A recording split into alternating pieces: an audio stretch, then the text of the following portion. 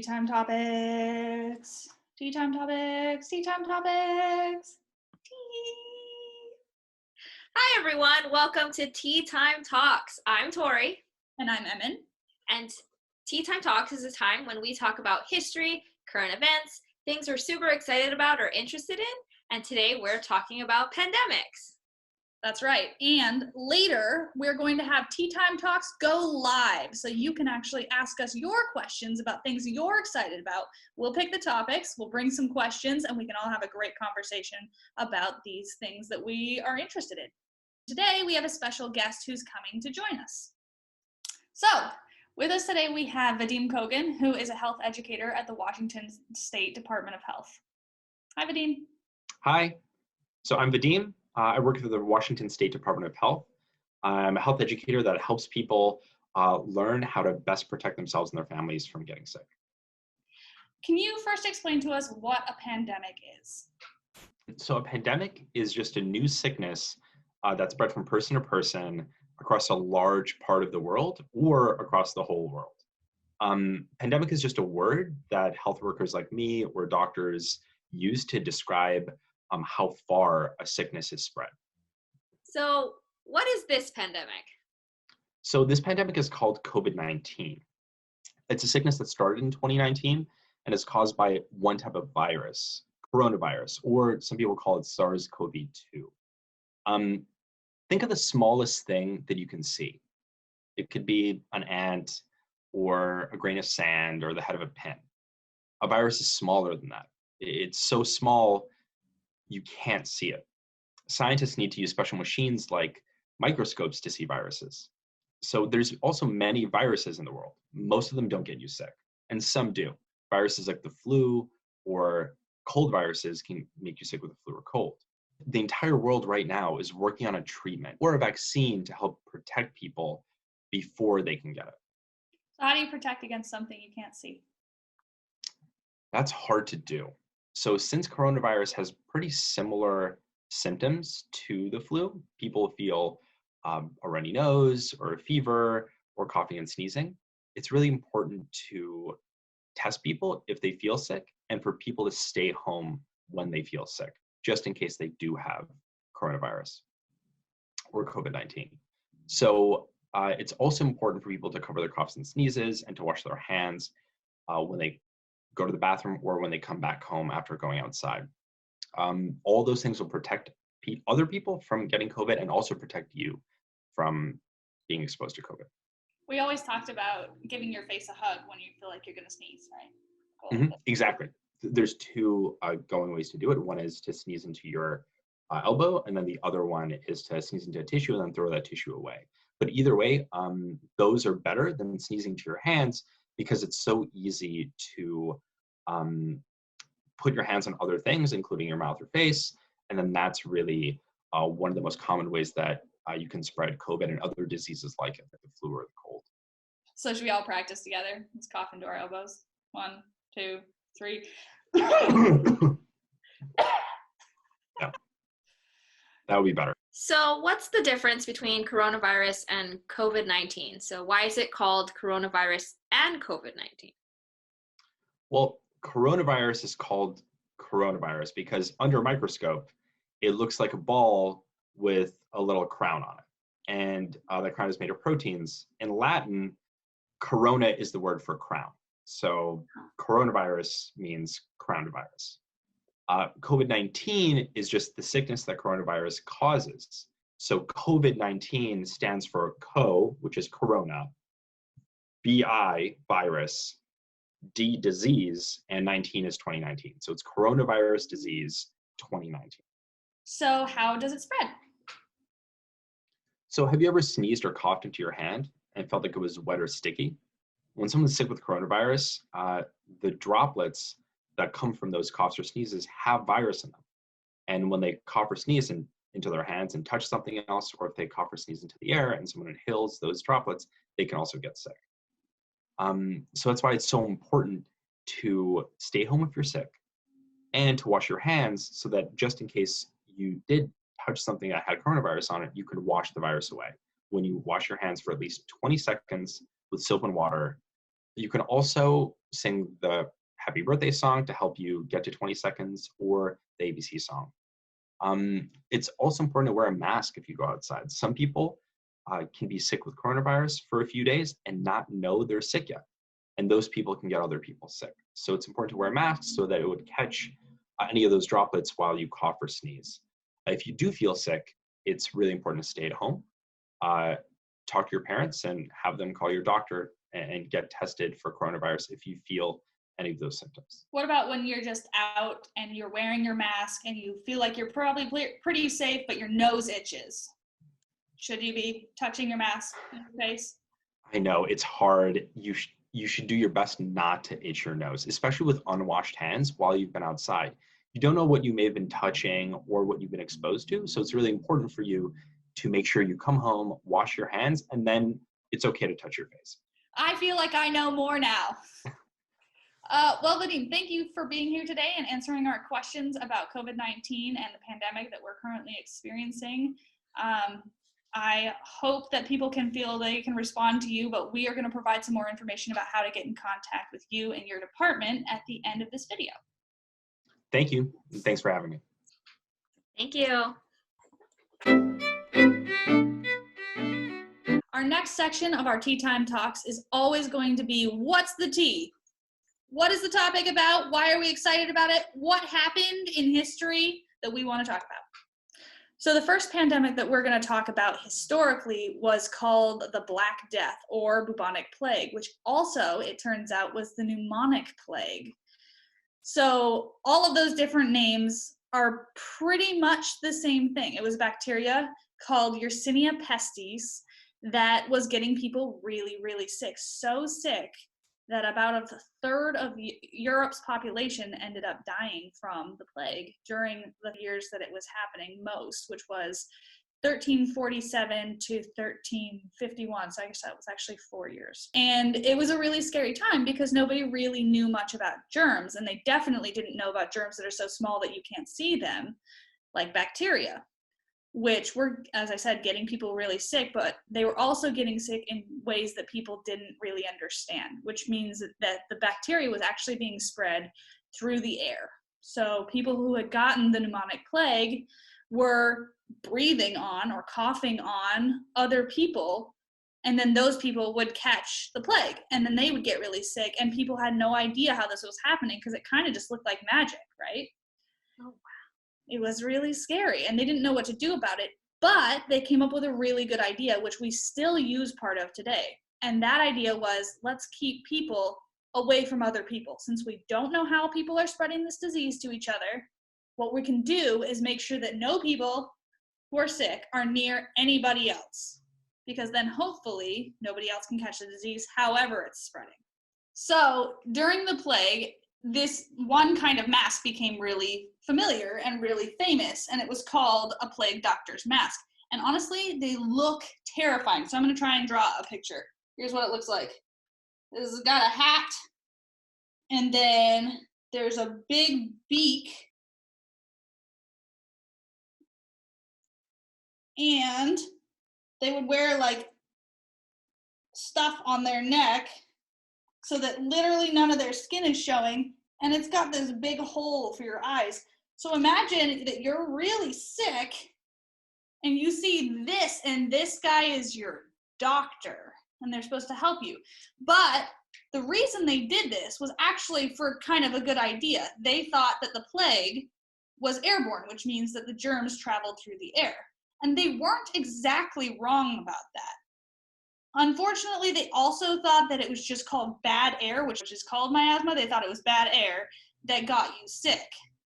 So they thought that if you wore one of these big hook masks with a giant conch for your nose and stuffed it full of good smelling things, that would chase the bad smelling air away and you wouldn't get sick. And parts of that were right, we now know, because that's why we wear masks now, which blocks the germs from getting to your face, right? Other parts of that were very wrong. Yeah, exactly. Other parts of that were very wrong, which is that it's not evil air that's making you sick, it's germs. And at this time, it was bacteria germs. And they weren't really doing much to block this by scaring the living goodies out of people. Another thing that people don't really know about plague doctors is that this mask wasn't from the 1347 plague. That big, huge plague that wiped out 1/3 of Europe that we talked about already, this isn't actually worn then, or at least there's no evidence that we could find that it was worn then. This was from a much later plague when people were starting to learn a little bit more about how to be good doctors. So they wouldn't actually probably have worn this during the big plague that we were talking about earlier. But I am really glad that our masks don't look like that now. But wouldn't people like stay away from me if my mask was like that? That's a really good point. You would scare me and I would stay away from you. 6 feet. I would stay more than 6 feet away from you. You'd be up to like a mile. So another pandemic known as the 1918 flu pandemic, or the Spanish flu, was caused by the flu, or also known as influenza. And it was one of the worst pandemics in history, with an estimate of 1/3 of the world's population, or 500 million people, becoming infected. Ooh, is that worse than the plague? That's gotta be worse than the plague. I think that's worse than the plague because it's 1/3 of the population of the world. The population was bigger by then. Yes, that is true. And it had a farther reach, I think, because it traveled continents. Oh, hence pandemic. And it was so infamous that, like Ring Around the Rosie, kids made a jump rope rhyme, which is not as famous, but it goes, I had a little bird, its name was Enza. I opened the window and influenza. They made oh no! Remember how I said it was called the Spanish flu? So you think it started there. Well, it's unclear where the virus originated, but it didn't start in Spain. It was March of 1918, and the US was fighting in World War I in Europe. They were training in America, and then the first case of the flu was reported at a military camp in America in March.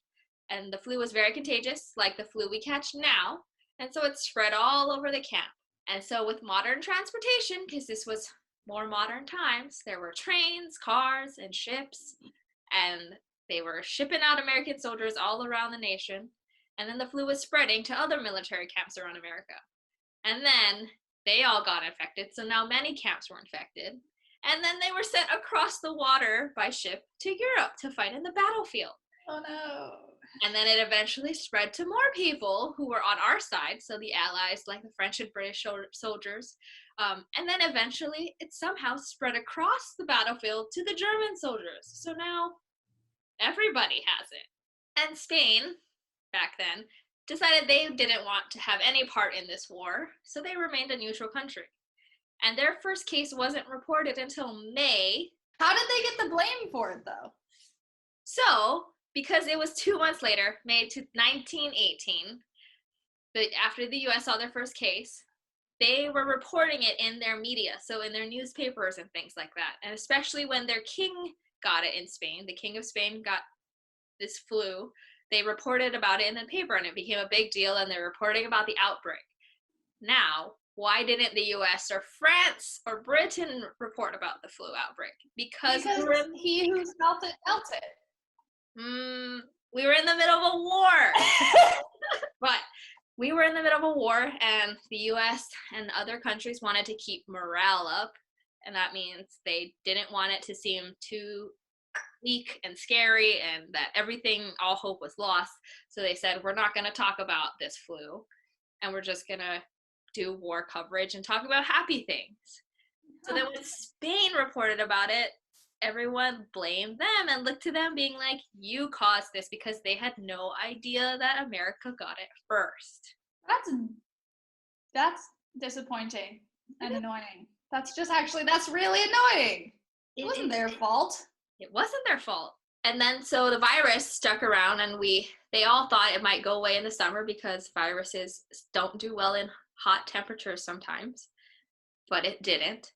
And so in September of 1918, they were going to have all these war parades to celebrate their soldiers and, have celebrations. And in Philadelphia, which is in Pennsylvania, they were going to do a Liberty Loan Parade.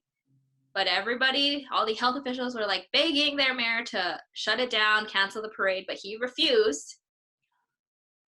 And then 200,000 people went to the parade. That's like if every person in Kitsap County went to a parade. No. It's a lot of people. So then 3 days later, there were over 600 new cases of the flu. Just after 3 days. And then in 6 weeks, more than 12,000 people died. Holy cow. And that was just in one city. Ah. So then compare that to, okay, so there was another place, St. Louis in Missouri. They canceled their parade. And their death toll never went over 700 in the entirety of the flu pandemic. Oh, wow. So really going back to that whole keeping people away from each other is an important thing. Social distancing, not gathering in big groups. It makes sense. We did learn something from the plague. We did learn something from the plague. Why does this matter to you in Washington? Because you're living it. You are living through a pandemic. You've had to stay home since March, and you've been encouraged to wear masks while going out, washing your hands, being important. Because people like you stay home, Washington was able to slow the spread of COVID-19. And now what's important to know is that Washington is slowly starting to reopen again, meaning that Governor Inslee, who's our governor, created a 4-phase plan, and we're currently in phase 1, meaning that some things can reopen, like car washes and construction starting up again, and you're able to go to parks and hikes, and that's been going on for a few weeks now. And so if the virus doesn't spread a lot in phase 1, like we're hoping it doesn't, phase 2 will begin, and you'll be allowed to go eat at restaurants, get your hair cut. And this is my favorite part. You get to see 5 people. You get to hang out with 5 people that you are not living with every week. I'm looking forward to that. I didn't know that one. That's cool. Yeah, 5 people. Huh. So we're really looking forward to phase 2. Yeah, hopefully we'll be there soon. But in the meantime, what we do have going for us in Washington is we kind of get to be, so far actually, we get to be one of the best behaved and best examples of people who have done a good job responding to this virus in the country. Washington, number 1. So that means that even though we started out having a lot of cases and people were really afraid it was going to get bad here, we did such a good job with social distancing and with washing hands and with really taking it seriously and listening to the scientists when they told us what to do, that we actually did do this thing called flatten the curve, which means that we spread out the infections, and so they didn't all happen at once. They happened slowly, which meant that they didn't completely overrun our hospitals, and we're slowing our rates of infection, so those are dropping off, which means that maybe we can move more toward phase 2, like Tori was talking about.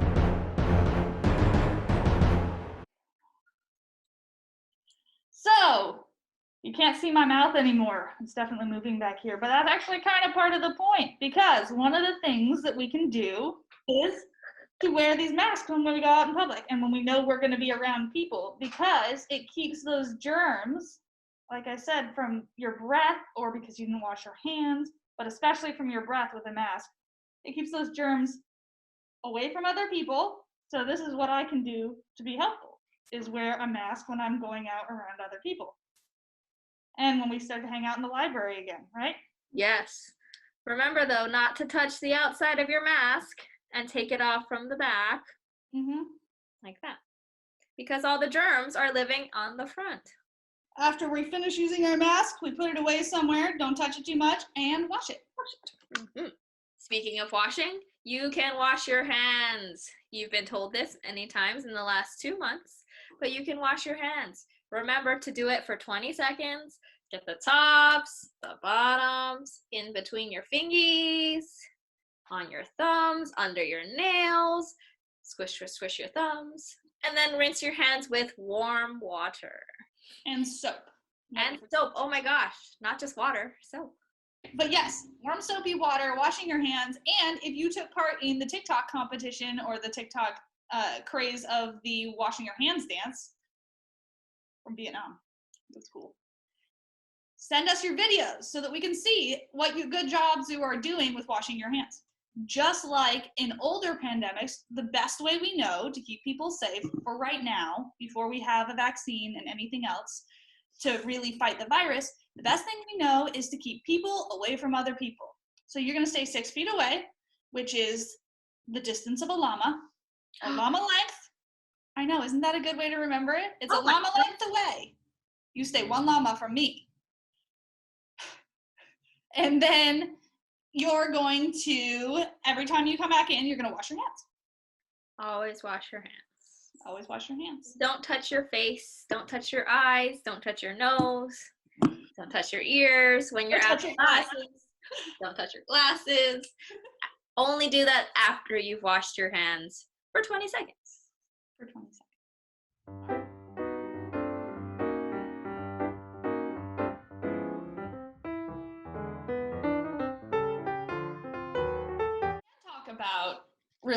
We can talk about how it is really difficult because since we don't know when things are going to end, we have to keep being patient and keep following these rules even when they're not fun to follow. And they are not that fun to follow. And sometimes that means that you have to stay in your house for a lot of days in a row, or you can't go to school, or you can't see your friends. But that doesn't mean that just because you got tired of it, the virus is gone. Which is a really important thing to remember because it doesn't give up, so we can't either. You're going to feel a lot of different emotions, and I'm sure you already have. And it'll keep happening throughout the summer when we still not be able to do the summer things like go to camp or concerts, fun festivals like the Viking Fest. Right, or go to shows at the park in Port Orchard put on by the library. Those things can be upsetting, make us sad, but remember to talk about your feelings with an adult that you trust. Talking about it will help you, or writing about it, drawing a picture. Just putting your emotion down on a piece of paper somehow will help you recognize those feelings and be able to express and talk about them more and maybe help you feel better. Remember to do things that you love. So maybe make a list of the stuff that you like to do. Reading a book. If you're allowed to, watch a funny TV show or a funny movie with your family. Try to get some exercise in even at home. And you can get really creative with that, right? You can play foosball, even if you don't have a foosball table, by using like chopsticks. Or play pool. I saw somebody doing that. That was really cool. They created a pool table with olives and chopsticks. Oh my gosh. It was amazing. So creative. Yeah. And they just found a way to make it fun and challenging, and it was really exciting. But you know who else you can always talk to? You can always talk to us. We love hearing what you're up to and all these creative things that you found to do and fun ways that you found to really acknowledge what you're feeling right now, whether it's good or bad, and then turn that into something that you can show us. We would love to see that. Pillow fort. Art. Obstacle course through your house. Yes. Ooh, put on a musical or a play. Oh, I love musicals. But also remember, if you want to talk to your friends, you can still do that through Zoom or FaceTime. Go old school and write a letter. I love getting letters. Send a postcard. Use the mail. Use the mail.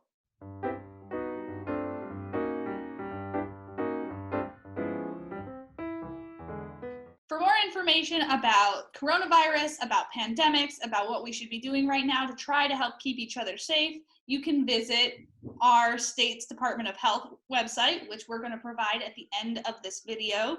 Or for more ways to keep yourself entertained or find out about what's going on in Kitsap, even though it's not going on the normal way, you can visit the library webpage. And you should always check back on our YouTube channel to keep finding more fun content here.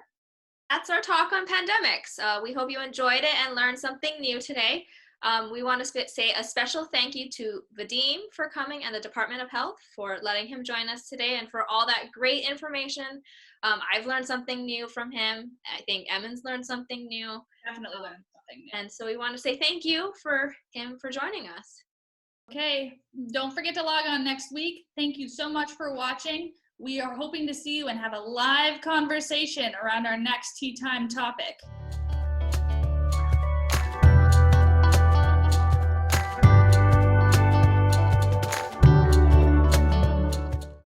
State DOH. Do. Who? Go. Who? CDC. No. CDC who do? Oops, I just drew on my finger. Ooh, I saw some people who made life-size hungry hippos by putting a bunch of balls in the middle of the floor and then using bowls to attack That them. would be fun. That is stress relieving. That's just a fun time. You can laugh with your family. Into 1351, so I guess that was actually 4 years. 4 years? Yeah. 4 years that it was happening. We probably won't put that in the video, but that's okay.